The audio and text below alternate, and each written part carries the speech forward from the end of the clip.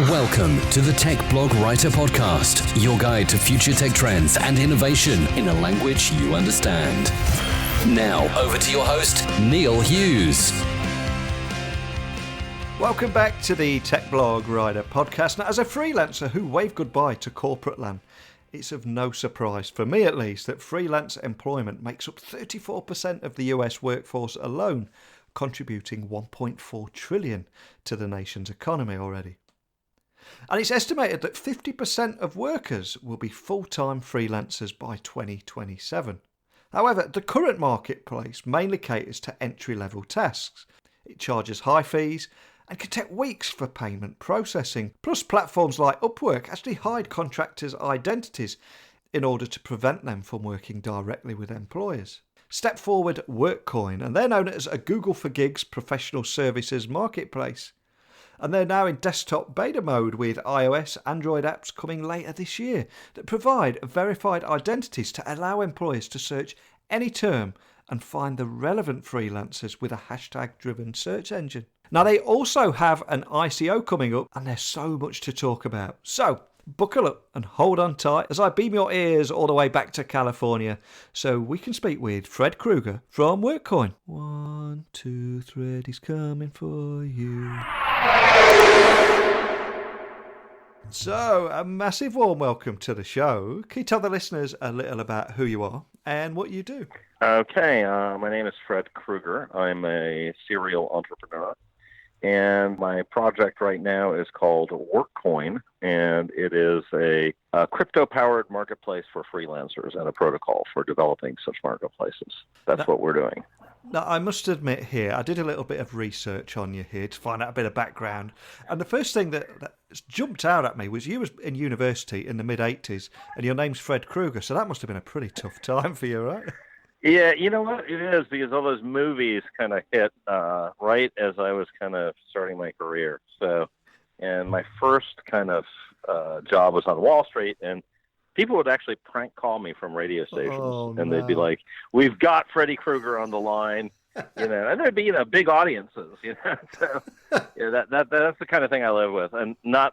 Also, the other thing is, whenever you book a hotel or something, people would assume the reservation was bogus because they was like, "This is just a prank." So. Yeah. So you've heard them same jokes a million times, and every time you laugh like it's the first time you heard it, right? Yeah, it's actually a plus because people do not forget my name. Yeah, that's a good thing. So as the gig economy gathers pace, more and more people are turning their back on traditional employment to do their own thing. And I'm one of those people too. So do you have any stats on how big freelance employment is becoming now and how much it's actually contributing to the economy and what it means to the future of the employment landscape, in your opinion? Okay, so I do have some stats, and the best sort of, and they're mainly for the U.S. economy, so I don't have great stats for EU or Asia or the rest of the world. But I can tell you that in the U.S. economy, right now there's an estimated 57 million freelancers, and this is out of a total workforce of 125 million. So pretty much half the U.S. economy at this point is doing some form of freelancing. They may not be doing it full time, but, freelancing is rapidly becoming the norm, not the exception. So that's the top line headline number. Is that basically we're almost at half the workforce is freelancing, and probably in 20 years it's going to be the majority of people earning money will be earning it through freelancing. So this is the mega trend of the 21st century, I think, in terms of employment. So if that trend's only going to continue, what do you think's wrong with the current marketplace? I mean, is it showing really big inefficiencies or pain points? Is that, or if you encounter so I would say it's not even the marketplace, right? So like, if you ask, I'll just say it to yourself, right? So if you, where do you get your gigs? And most freelancers, where do they get their gigs? It's all through word of mouth. It's not through some form of centralized marketplace like Facebook or Google, you know? It's just like, hey, does anybody know a person who can do a podcast? Oh, yeah, there's this guy I know, Yeah. And so that's how work is done today. And to put that in perspective, if you look at freelancing as a part of the GDP in the U.S., it's $1.4 trillion. Wow.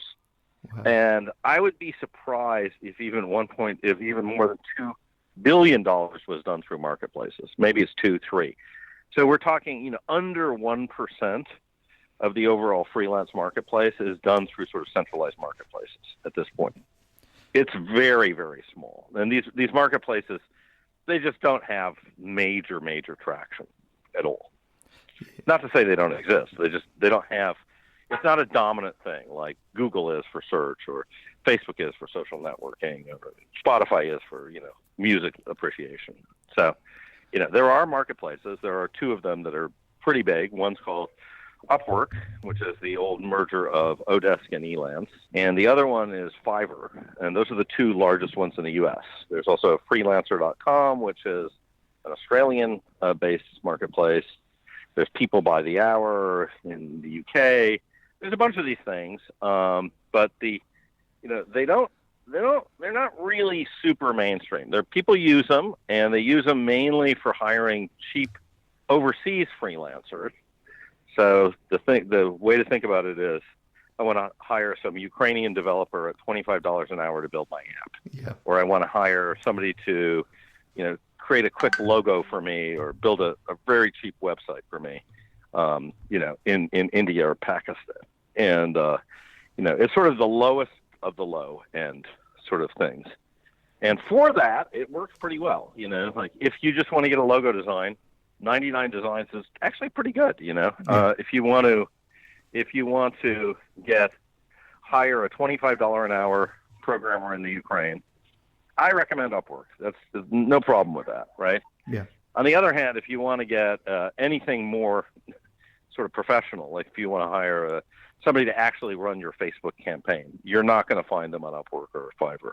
If you want to hire a lawyer, you're not going to hire them on Upwork or Fiverr. If you want to hire a really good graphic designer to rebrand your identity, you're not going to do it. So and that's like 98% of the economy. It's not this low end stuff.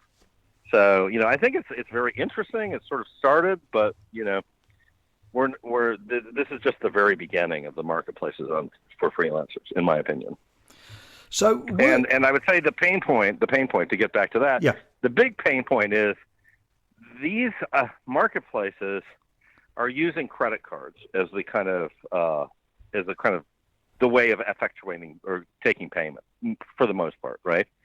So you come to the marketplace as a buyer, you put in your credit card, you find the person that you're going to be, contracting with, and they get paid as well. And so there's a lot of friction there in terms of costs in the credit card, just through the credit card fees. And on top of that, there's other friction that's sort of invisible, which is, the amount of chargebacks or buyer fraud or other things that the marketplaces ultimately are responsible for. And so, there's a minimum of 10 to 15% friction in that model. And as a result of having all that friction, they can't afford to show the identity of the person involved. So you're really hiring a freelancer named Ben S. Yeah. That's it. You can't check out the person. You can't look at their background. You can't see who really recommended them. You can't talk to the people who recommended them. It's sort of, you realize you would never hire a lawyer like that, for example, just to pick one, right? Yeah. Or anybody who you really is going to make a big impact on your business. So that's the problem: is how do you have a marketplace that is efficient, that's fast, that does all this stuff, and shows you the identity of the person, and does it in a way where you're not just going to go around the marketplace and talk to that person directly and do off marketplace. I was going to say, that brings us nicely up to WorkCoin, which is obviously known now as Google for Gigs, professional services marketplace. But how does it address all these issues that we've talked about? How does it solve those problems? And what do you think that makes it stand out from the crowd? Well, so I think the number one thing that it does is it solves the payment problem, right? So the payment, instead of going through credit cards, is handled all through crypto. And what that means is that you find the person that you're going to do business with, you deposit crypto into a smart contract, and then that smart contract is immediately released to the person that you're paying once you okay the transaction. So that's how it solves two things. First of all, it gets the payment to the person very quickly. I mean, within minutes, as opposed to within days or weeks or months. Number two, it has very low costs involved, because there really is very, very low cost, especially with new cryptos like EOS, where there's just no transaction costs effectively underlying inside the blockchain. And last is it provides an escrow and arbitration function. So if I'm just sending money to some freelancer across the world, I don't have a lot of recourse if the thing does not go according to plan, right? Yeah. And it may just be that the person's great, but they just sort of flake out. They're not responsive, et cetera. So how does one protect against that? Yeah. And the way we protect against that is basically the money is not released to that person until you okay it. Or if there's a problem, it goes to sort of a Judge Judy arbitrator, and both parties have a chance of getting heard. Yeah, don't get me started on those long approval processes. That take weeks. You have to go through about 6 people just to get your payment. But by contract, if you look at the Upwork terms of service, at best you've got 90 days to get paid, and it could be 180 days, to be honest. So insane. So what's the story behind WorkCoin? I'm curious about the inspiration behind it and what made you create this solution. Well, so what made me create it was really, the pain point of having built a lot of businesses using freelance talent or using talent that I've built offices in places like Russia, dealing with companies, outsourcing companies in India, and realizing just how difficult it is to pay people, say, in India. It's really just a nightmare. It's, you wire the money, they're like, did you receive the money? No, I didn't. Are you sure you wired it? Yes, let me check. Here's my accountant, blah, blah, blah. It's just a complete nightmare. I saw that I've been as an employer of, I've seen this problem firsthand for a number of years now, right? Yeah. And then realizing that crypto really could solve this problem. This could be the solution to solve this problem. So, and I really started seeing that in September of last year. I was working on a collaborative work tool for freelancing, and then just decided, we're not even going to focus on the collaborative SaaS model anymore at all. We're just going to solve this payment problem, because that is the core problem: the payment and trust. How can I trust a freelancer? How can I pay the freelancer? And how can I manage the job very quickly once we agree on terms? Now, I also read that WorkCoin has just announced that their platform has 0 commission fees, which was previously 5% to enable payments and dispute resolution at no cost to users. How long is that offer open for? Well, it should be permanent, and the reason I say that, look, nothing's permanent in life, right? Yeah. So, who knows even if Facebook's going to be free in 5 years, right? There's talk of, possibly having a paid version of Facebook. However, I would say that it's not necessarily that we are going to just be losing money on this left and right. And I'll say the model for us as a marketplace here could be very similar to something like Google. So if you look at Google, they don't charge you to index you in their search engine, right? In fact, they just go ahead and do it, right? Yeah. But they do charge you a lot if you want to get on that front page of Google, right? Yeah. If you want to be on the front page when somebody's searching for the word marketing, you're going to have to pay a pretty penny every time somebody clicks on the little mini ad for marketing. So we see the same model playing out through freelancing. As we've got our thing up and running, and everybody's like, this is pretty cool. Now, how do I get to the top? And then I'm like, well, okay, funny that you ask, right? Yeah. That is actually where we intend to make money. So in exactly the same way on, Google, there's paid search, sort of sponsored listings, the same model on Open Tables, the same model on Yelp. The minute we have volume, position matters, and we can sell those slots. So, and by the way, that's when the people, in fact, are making money. So, as long as you're making money, you don't mind spending more money to make more money. Absolutely. So if we have awoken the curiosity of any freelancers listening at the moment, I know you have mine, how does WorkCoin work? Can you talk people through the sign-up process and how to get the most out of the platform? Well, so it's sort of, we're sort of in the middle of sort of really launching it with this new EOS cryptocurrency, which is coming out in, I think, 5 days now. Wow. So basically, the model is very simple. You go up to WorkCoin, you sign up, and you list your skill, whatever you have. And right now it's at a flat rate, but very soon you can do it either as a flat rate or as an hourly rate, right? And then when somebody's buying, they say, I'm going to buy 20 hours, 10 hours, 1 hour, and they can pay that way. But in all cases, when the person finds the skill, they're basically prepaying. So they're basically putting crypto in escrow, for this contract, and it really is a smart contract. And then then you go into a chat room, and basically it's just like Skype or Slack or anything else. You're basically buying the user's time for where they're going to deliver the work in a chat, and it may really just be time. It might be like, I'm going to buy some advice.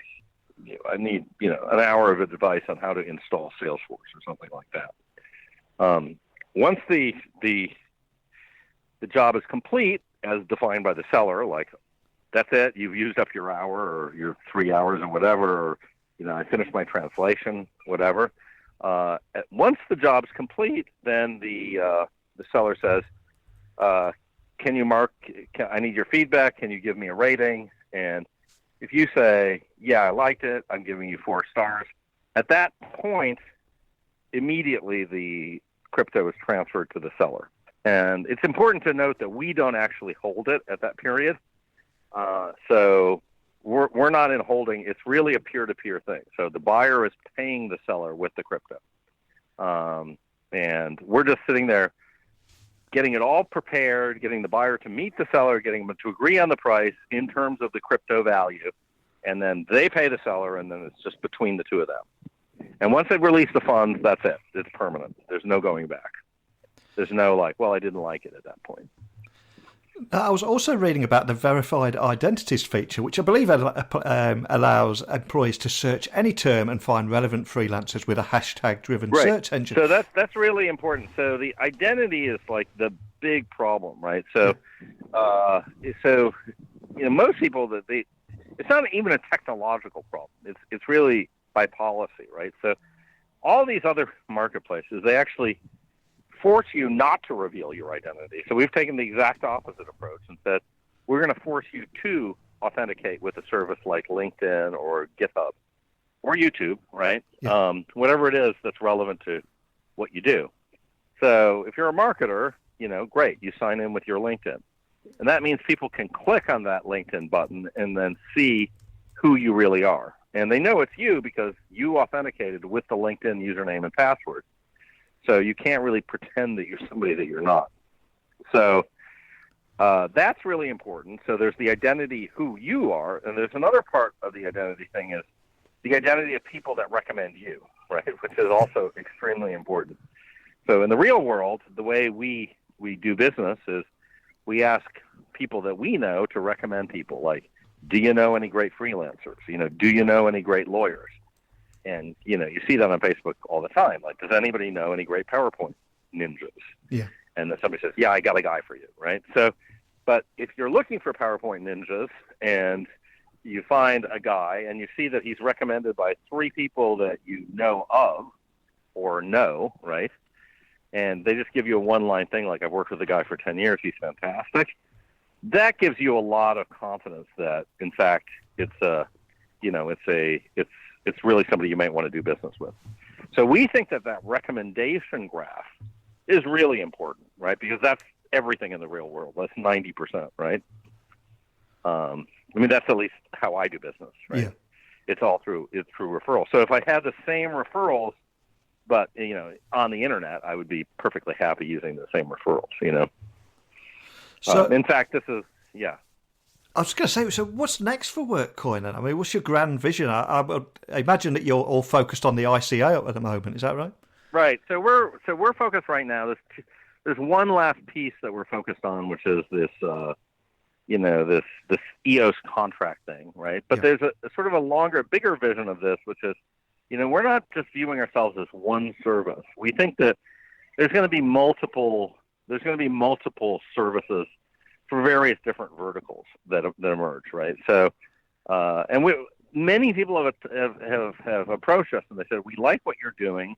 We're wondering if we could somehow license it or use it or somehow, because we're doing kind of the same thing but for lawyers, or we're doing the same thing but for interior decorators, and we have this CAD software that's integrated into our thing, but we'd like to have this crypto thing so we could pay the interior decorators, right?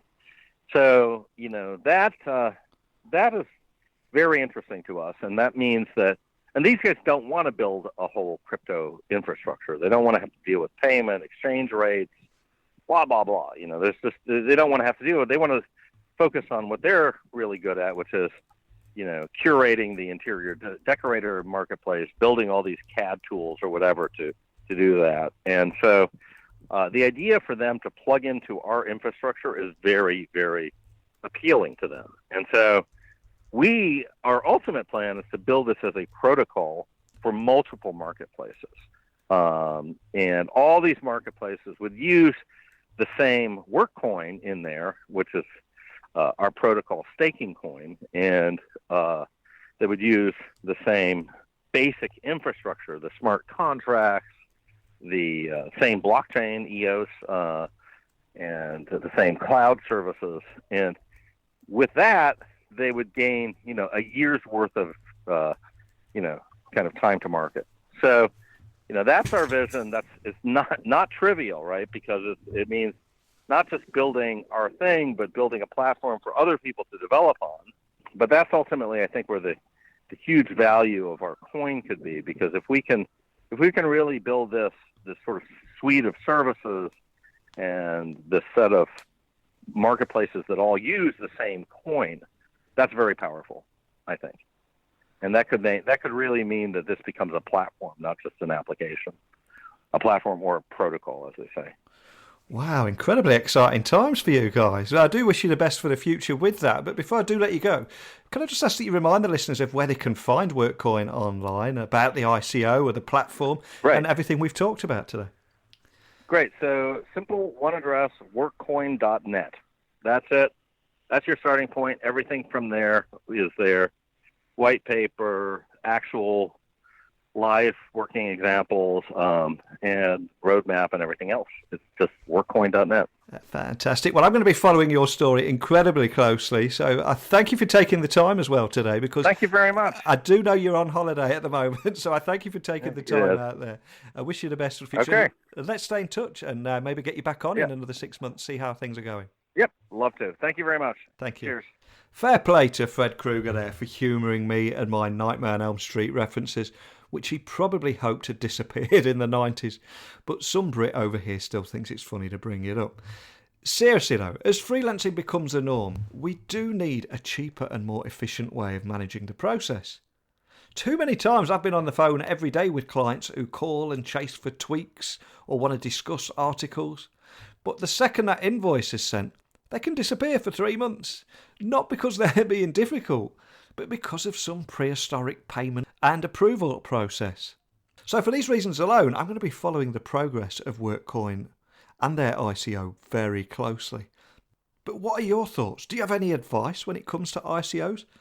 Or is there anything about this project that really resonated with you? This and any other question, remember, I actively encourage and invite you to tweet me your opinions at Neil C. Hughes, or email them to me at techblogwriter@outlook.com. And don't be restricted by talking about this episode. You can give me questions or send me pics of where you listen. Whatever you need, I'm here to serve you, my favourite listeners in the whole world. But once again, we're out of time today. So all that's left for me to say is a big thank you for listening. And until next time, don't be a stranger. Thanks for listening to the Tech Blog Writer Podcast. Until next time, remember, technology is best when it brings people together.